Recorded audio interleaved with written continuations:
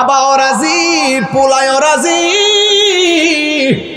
সুবহানাল্লাহ কোনে গেলে আর আসমানটা থর থর করে কাঁপতেছে। কি হইতেছে?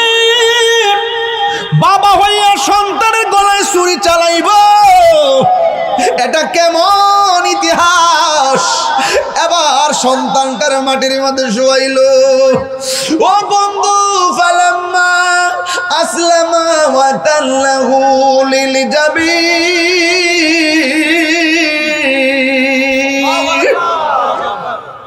সন্তানটার মাটির মধ্যে শুয়াইয়া গলার মধ্যে যখন তলোয়ারটা ধরবে, ছুরিটা ধরবে, কিন্তু গলার ভিতরে ছুরি তো যায় না রে। পাথরে টাচ করলে পাথর ফেটে যায়, কিন্তু গলার মধ্যে ধরে না।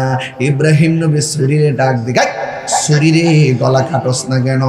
ইব্রাহিম নবীরে ছুরি ডাক দিয়ে গয়, আপনি আমারে বলতেছেন একবার ছুরি কাটার জন্যে, আর আমি নির্দেশ পাইতেছি শতবার। খবরদার আমার জবিহুল্লাহর গলায় কিন্তু টাচ করিস না। আল্লাহু আকবার কোন কেন? দেখেন এবার, দেখেন এবার যখন এইভাবে কই, লাস্ট যখন দুইবার দেওয়ার পর তৃতীয়বার একদম চূড়ান্ত, এবার যেই মাত্র চূড়ান্ত ছুরিটা চালাইব, ওই মুহূর্তে আমার আল্লাহ ডাক দিয়া কয়, জিব্রাইল, ও জিব্রাইল। জিব্রাইল সাল্লামের জীবনে কয়েকবার দ্রুত গতিতে আসছে।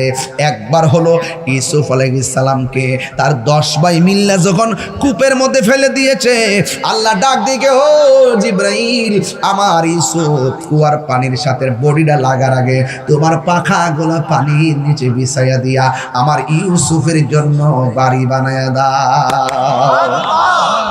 দ্বিতীয়বার হলো, দ্বিতীয়বারটা পরে, কিন্তু আগে কইতাছে আর কি, ইব্রাহিম আলাইহিস সালাম বলে দ্বিতীয়। এরপর বোঝার জন্য বলছি, উহুদের জমিনে যখন আমার নবী যখন দন্ত মুবারক ভাঙলেন, মাথা মুবারকের উপরে যখন হেলমেট ঢুকে গেছে, আর রক্ত মুবারক গুলো বায়া বায়া এই দিক দিয়ে যখন পইরা যে এই মাত্র দাড়ি মুবারক থেকে রক্ত মুবারকের ফোঁটাটা ঝরে গেছে, আল্লাহ ডাক দিয়ে, ও জিবরাইল, যাও যাও, আমার বন্ধু নবীর দন্ত মুবারকের রক্ত মুবারক জমিনে পড়ে যাচ্ছে। একটা ফোঁটা মুবারক যদি জমিনে পড়ে, কিয়ামত পর্যন্ত এই জমিনে কোনো গাছপালা হবে না। তাড়াতাড়ি যাইয়া আমার বন্ধু নবী রক্ত মুবারকটা হাতে নিয়ে নাও। জিবরাইল সাল্লাম তৃতীয়বার যে আসলেন দ্রুত গতিতে আমার নবী রক্ত মুবারকটা নেওয়ার জন্য। আর তৃতীয়বার হলো ইব্রাহিম আলাইহিস সালাম যখন তিনি গলার মধ্যে ছুরি চালাইব, ছুরিটা গলায় যাওয়ার আগে আল্লাহ বলে, হো জিবরাইল, জান্নাত থেকে একটা দুম্বা লইয়া আমার ইব্রাহিমের কাছে যাও। এবার ওই দুম্বাটা লইয়া রওনা হইছে। আসমান থেকে জিবরাইল সাল্লাম যখন সন্তানের গলার মধ্যে ছুরি চালাইব, ওই জিবরাইল সাল্লাম উপর দিকে ডাক মেরে কয়, আল্লাহু আকবার, আল্লাহু আকবার। ইব্রাহিম আলাইহিস সালাম সেটা শুনলেন, শুনে বলতেছেন, লা ইলাহা ইল্লাল্লাহু আল্লাহু আকবার, আল্লাহু আকবার, আল্লাহু আকবার। আর সন্তান ছুরির নিচে থেকে কয়, আল্লাহু আকবার ওয়ালিল্লাহিল হামদ। এই তাসবিহ এখনো আয়ামে তাশরিক আছে না নাই? এখনো আমাদের মাঝে আছে না নাই? এই কুরবানিতে পড়তে হয় কি হয় না? এই ফরজ নামাজের পরে আমরা এই তাসবিহ প্রতি ফরজের পরে পড়তে হয় কি হয় না? পুরুষ পড়বে জোরে জোরে, মহিলা পড়বে আস্তে আস্তে। এটা পড়া হলো ওয়াজিব রে বাজান। রাস্তার মুরিদে যাওয়ার সময় এটা পড়বেন, ঈদগার ময়দানে পড়বেন, আল্লাহু আকবার, আল্লাহু আকবার, লা ইলাহা ইল্লাল্লাহু আল্লাহু আকবার, আল্লাহু আকবার ওয়ালিল্লাহিল হামদ। এটা তাসবিহটা পড়বেন ইনশাআল্লাহ। বন্ধুগণ, এবার ইব্রাহিম আলাইহিস সালাম যখন, হযরত জিবরাইল আলাইহিস সালাম যখন দুম্বা লইয়া আইতাছে, আর তাসবিহ তিনজনের মধ্যে যখন একটা জিকিরের ডে উঠে গেছে, ওই মুহূর্তে আমার আল্লাহ ডাক দিয়া কয়, ওয়ানাদাইনাহু আইয়া ইব্রাহিম قد صدقت الرؤيا إنا كذلك نجزي المحسنين وناديناه أن يا إبراهيم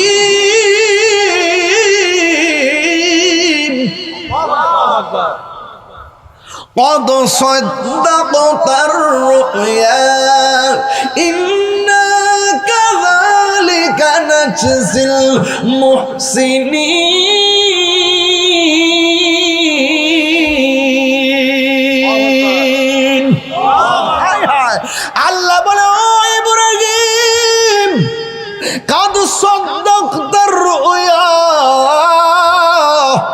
তোমার স্বপ্ন সত্যই, যা দেখেছ আমি কবুল করেছি। তোমার স্বপ্ন আজ বাস্তবায়ন হয়েছে, তোমার স্বপ্ন সত্য হয়েছে। এভাবেই আমি আল্লাহ প্রেমিকদেরকে প্রতিদান দিয়ে থাকি। মদিনার পাগল আমি, নবীজির পাগল আমি, মদিনার পাগল আমি, নবীজির পাগল। মদিনারি দোলবালি মোর, মদিনারি দোলবালি মোর, নয়নের কাজল আমি, মদিনার পাগল আমি, নবীজির পাগল আমি, মদিনার পাগল আমি, নবীজির পাগল। আমার জিকির নবী নবী, দুই চোখে মদিনার ছবি। আমার জিকির নবী নবী, দুই চোখে মদিনার ছবি। আমার জিকির নবী নবী,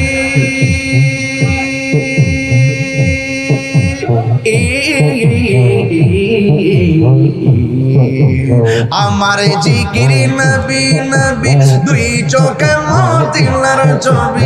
আমার জিকির নবী নবী, দুই চোখে মদিনার ছবি।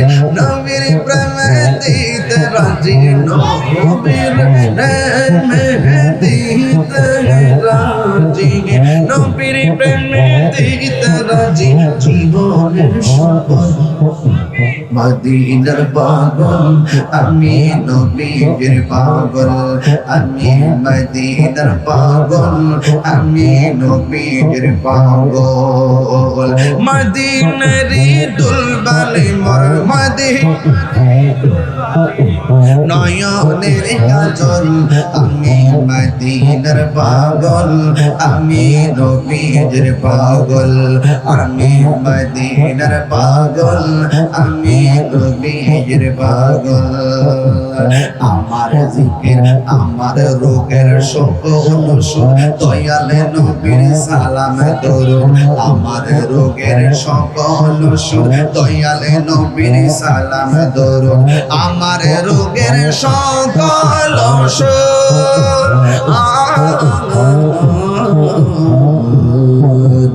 আমার রোগের সকল সুখ, দয়ালে নবীর সালাম দরুদ। হক দিতে পড়ি যখন, হক দিতে পড়ি যখন, হক দিতে পড়ি যখন, অসুস্থ সবল আমি, মদিনার পাগল আমি, নবীজির পাগল আমি, মদিনার পাগল আমি, নবীজির পাগল। মদিনারি দুলবালি মোর, মদিনারি দুলবালি মোর, মদিনারি দুলবালি মোর।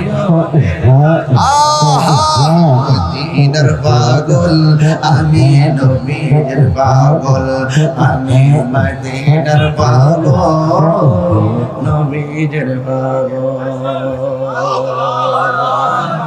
খুশি না বেজার? গজল ফারিনি রে বাজান, গাই না, কম গাই। এখন একটু কমায় দিছি, কিন্তু শান্তি লাগেনি, যেরকম লাগেনি। নাতে রাসূল বলা হলো নবীর সাহাবীদের সুন্নত রে বাবা, আর নাতে রাসূল শোনা হলো আমার দয়াল নবী মায়ার নবীর সুন্নত। যারা সমালোচনা করে হেরা আসলে পারে না, ঠিক। আমার মতো পারলে তারাও গাইতো, কথা কয় ঠিক।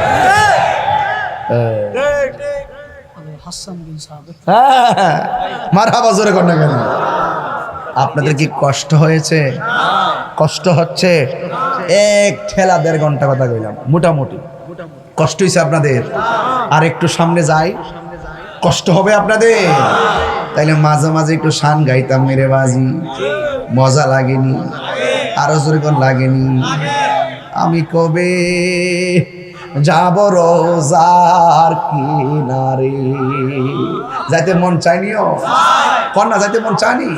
কার সা একটা হাতটা লড়াই রাখুন। আমি কবে যাব রোজার কিনারে। হাতে মেসে সব পোল্ট্রি খাইয়া হাতের গিরা বেদনা গেছে। এটা কন্যা, আমি কবে যাব রোজার কিনারে, রোজার পাশে গিয়ে আমি, রোজার পাশে গিয়ে আমি দেখিব নয়ন ভরে। আমি কবে যাব রোজার কিনারে, আমি কবে যাব রোজার কিনারে। রাত্রি যখন শুইতে যায় নবীকে খুঁজে বেড়াই, চোখের জলে বুক ভাসে নবীর দিদারের আশায়। কবে যাব সোনার মদিনায়, কবে যাব সোনার মদিনায়। আল্লাহ কই ইব্রাহিম, এই দুম্বা কুরবানি করো, জবাই করো, কবুল। তুমি না আমার হাজারে বলছো দাওয়াত খাইতে যাইবা, সুবহানাল্লাহ করে গেলে। তুমি না আমার হাজারে কইছো দাওয়াত খাইতে আইছো। আমার হাজারা যদি যাওয়ার পরে বলে বাপে আর পুলাই মিললে খাইছো, আমার জন্য কি আনছো? দুম্বাটার জবাই কইরা একটা বাঘ নিজে খাইবা, আরেকটা বাঘ আত্মীয় স্বজনরে দিবা, আরেকটা বাঘ এতিম মিসকিনকে দিয়া দিবা। এখনো সেই কুরবানি 3 বাঘ আছে না নাই? আর জোরে কথা আছে না নাই? আঙ্গ দেশে বাঘ করবো দূরের কথা, সব রান নিয়া ফ্রিজের ভিতরে। কিসের ভিতরে? ফ্রিজের ভিতরে হান্দায় দে। রান কাটেও না, সব টুকরা টুকরা না, বরাবর পিস মাগো। এখন অনলাইনে দিয়েছে প্যাকেট বাড়িছে, এখনই প্যাকেটের বুদ্ধি দিতেছে। প্যাকেট পিটা সুন্দর করে রেখে দিবেন, যেটা 3-4 মাস না, 1 বছর যেন খেতে পারে। এই রোজার এই কুরবানি ঈদের গোশত যেন আগামী কুরবানি পর্যন্ত যায়। যা আছে হুজুরি বাসুরি যা আছে সব নিয়ে আসবে। কষ্ট লাগে ভাই, বাড়ির পাশে কুরবানি করে নাই, আর সেই লোকটা কুরবানি রানটা বাইরে করে রান্না করে। আরে বোকা ছেলে, তুমি তো তোমার বাড়ির রান্নার গোশতের গান ওই পাশের বাড়ির যিনি কুরবানি দেন নাই এতিম মিসকিনে নাকে লাগার আগে তোমার দরকার ছিল তার বাড়িতে আগে গোশত পাঠিয়ে দেওয়া। হাত তুলে বলেন ঠিক না বেঠে? আমাদের সমাজ থেকে মানবতা উঠে গেছে, ইনসাফ উঠে গেছে, বিবেচনা উঠে গেছে। বরং একটা হাড্ডি একটা টুকরা নিতে আসলে একটা হাড্ডি দিয়া ধমক মারে, শেষ হয়ে গেছে। আসলে সব কিন্তু ফ্রিজের ভিতরে ঢুকাই দিছে। কথা কন ঠিক না বেঠে? সব নিয়ে ফ্রিজের ভিতরে ঢুকাইয়া দিল। আপনার আওয়াজ করে বলুন, আমরা সুষম বন্টন নীতির আলোকে আমরা কুরবানির গোশত বন্টন চাই কি চাই না? আর ইচ্ছা করলে সব খাইতে পারবেন মিয়া, আপনাকে তো কিছু বিধান ফলো করতে হবে, ঠিক না বেটি? আপনি না দিয়া একটা হিলে হিলে রাস্তা দাঁড়ে, তোরা খাইছ না, আমি খাই লাইছি। কারে কো জানেন যে কুরবানি দিছে না, হেরে কো এটা আল্লাহর গজব করব। নতুন কাপড় পয়রা যদি যায় একটা, যে ব্যক্তি কাপড় কিনতে পারে না তার সামনে যদি যায় এখন তারা কাপড় কিনছত না, আমি কাপড় কিনা লাইছি, মস্তানি করে। ওই এরা 2 লাখ টাকা দিয়ে আনছে, আর আমি কি 2 লাখ দান নাকি চলে নাকি 3 লাখ দান তুইল। এটা ব্যবসা আর কি, মানুষের দেখাইবার লাগে। আচ্ছা, কুরবানির গোশত, কুরবানি কি মানুষের দেখাবার কিছু আছে? কারা সন্তুষ্টি করছে? ইব্রাহিম আলাইহিস সালাম। কথা কন না গেলে আল্লাহরে সন্তুষ্ট করতে যাই আর সন্তানের গলায় ছুরি চালাই দিছে। আমি কি মনে করেন ব্যাপারটা? এই ইতিহাসটা কি শুধুমাত্র গরু খাওয়ার ইতিহাস? আরে বেটা, বাজার থেকে হাট থেকে গরু কিনা আইন না, ওই পশুর গলার মধ্যে ছুরি চালাইয়া কুরবানি দেওয়ার আগে তোর মনের ভিতরে রিয়া নামক পশু আছে, হিংসা নামক পশু আছে, তাকাব্বুরি নামক পশু আছে। এই পশুটাকে আগে জবাই কর, তারপরে পশুর গলার মধ্যে ছুরি চালা।